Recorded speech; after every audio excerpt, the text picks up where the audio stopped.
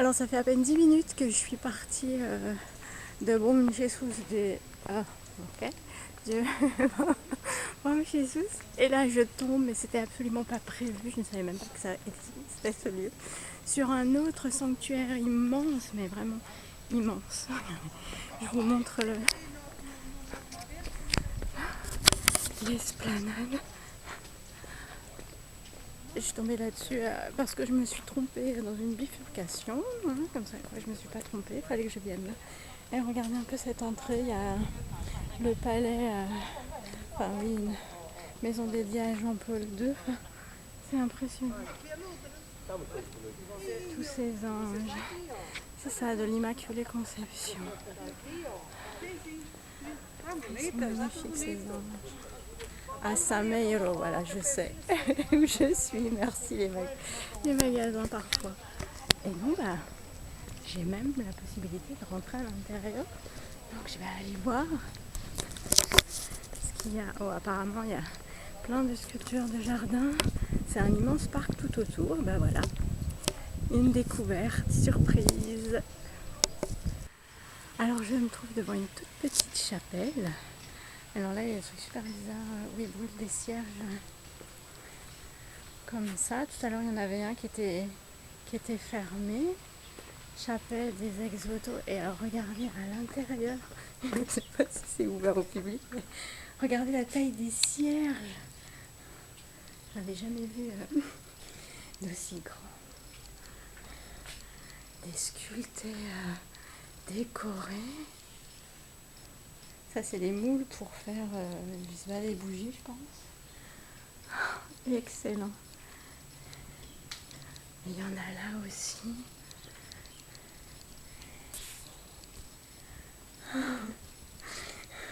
Ça m'éclate, j'arrive toujours à trouver les petits endroits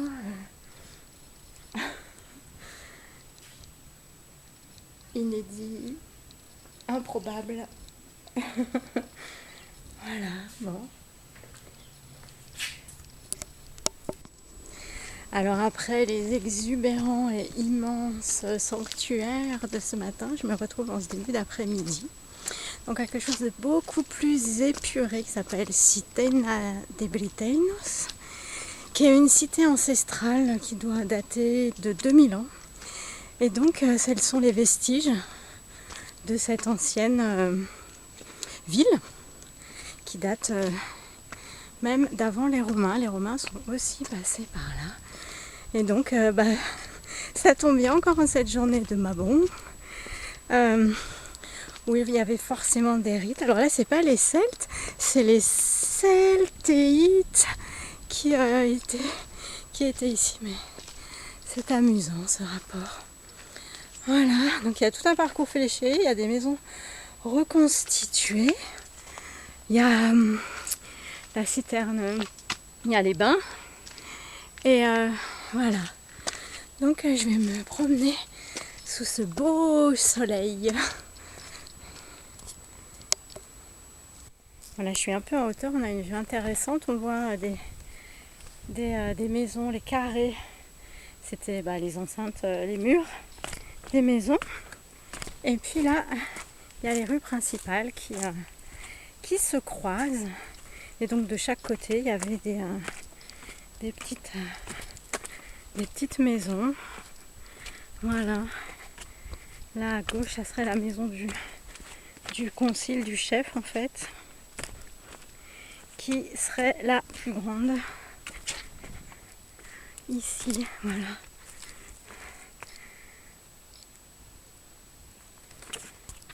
Et il y en a partout au-dessus. Alors là, on a une route qui est plus structurée, même si elle est défoncée, au niveau du pavage, j'entends. Et elle nous mène à des bassins. Oh, on dirait un visage. Des bassins qui servaient de bain, d'abreuvoir, de réserve pour le village, en fonction des quartiers. Et puis là, on a même une muraille. Il y avait un mur d'enceinte. Et au milieu de ces fondations, ces restes de murs, on aperçoit au fond, je vais y aller, ils ont reconstitué des maisons telles qu'elles étaient à l'époque. Alors évidemment, on est d'accord, elles ne sont pas d'origine, même si les pierres ont été prises évidemment sur le site. Mais elles étaient comme le reste. Malheureusement, avec le temps, elles étaient écroulées. Regardez comme c'est joli. Oh, c'est super beau. Donc tous les ronds qu'on voit, il y avait plein de... ou des bassins ou des citernes comme je vous disais, ou alors ce genre de cahutes aussi. Et là-bas c'est assez étonnant. Ça ressemble à... c'est une église, alors ça doit pas... je vais aller voir. Bon, et bien si, c'est bien une chapelle. Pas sûr qu'elle existait sous ces formes à cette époque. Ça me paraît peu probable.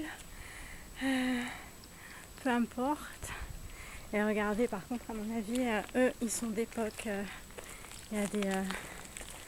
pas dire de bêtises de loin, si c'est un chêne, il est absolument sublime. La taille du tronc.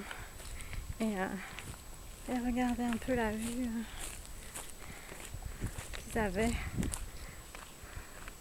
Moi, je vais descendre. Donc, il y avait 4 murs d'enceinte, dont le dernier qu'on voit là était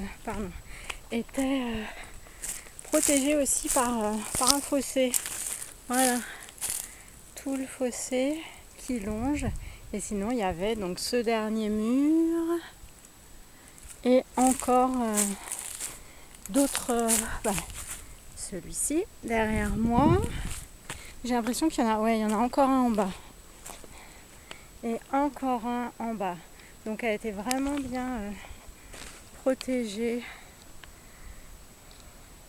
Vue magnifique sur les parcs qui entourent.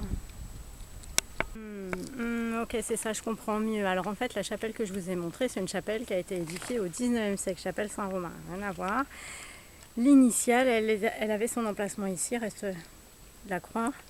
Et il y avait aussi des tombes tout autour. Voilà, sûrement par là. Ouhou, regardez la magnifique vue que j'ai le matin au réveil. Ah, trop contente.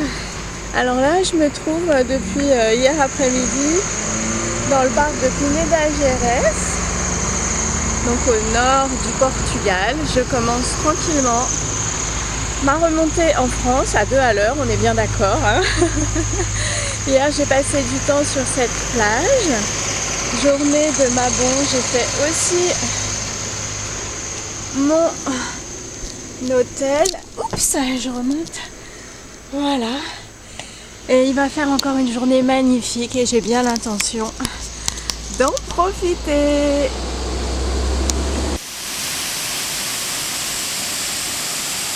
Allez, un peu de fraîcheur depuis la cascade des Arado, en plein milieu du parc de Pineda Gerês.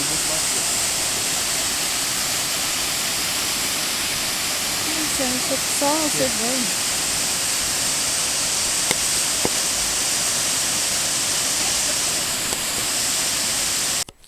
Alors je suis sur le toit du monde, pas tout à fait, mais c'est quand même super haut et j'ai une vue sublime.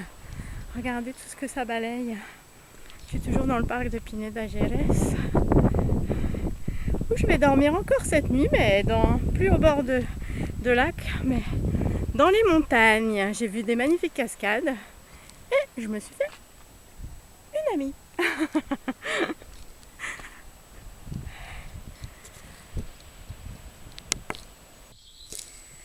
Et bien voilà, tout a, je ne dirais pas une fin parce que je n'ai pas terminé. C'est un nouveau chapitre du parcours qui s'ouvre puisque je vais je vais quitter le Portugal et je vais passer en Espagne. Alors je suis toujours dans le parc de Pineda Gerês. Il y a toujours plein Ouf, on voit rien avec le soleil. Toujours plein de fontaines, de ruisseaux, de cascades tout au long de ce parc. Alors c'est la première nuit où je me fais virer à 10h du soir par les gardes forestiers qui m'ont demandé de ne pas dormir dans la forêt où j'étais. Voilà, mais donc je quitte pas sans regret, mais dommage, c'était tellement beau cet endroit, c'était magique. Voilà, maintenant je vais continuer avec ce parc en Espagne et je vais remplir mes réserves d'eau potable. Merci la nature et merci la vie. Je me trouve toujours à la frontière entre l'Espagne et le Portugal. Là, c'est côté espagnol en fait, au milieu des sierras et des parcs. On passe alternativement d'Espagne à Portugal. Là, j'ai vu que dans quelques mètres, on me souhaite la bienvenue au Portugal. En tout cas, le paysage est magnifique. Toujours des pierres de granit incroyables. Voilà, une petite pause après avoir été dans des bains d'eau chaude ouverts en pleine nature au public. D'un côté, on a un bain qui est bouillant et juste à 1 mètre, il y a le fleuve, pardon, il y a la rivière qui passe parce que c'est Rio. Il y a la rivière qui passe et qui est fraîche, donc on peut alterner les eaux chaudes aux eaux froides et ça fait un bien fou.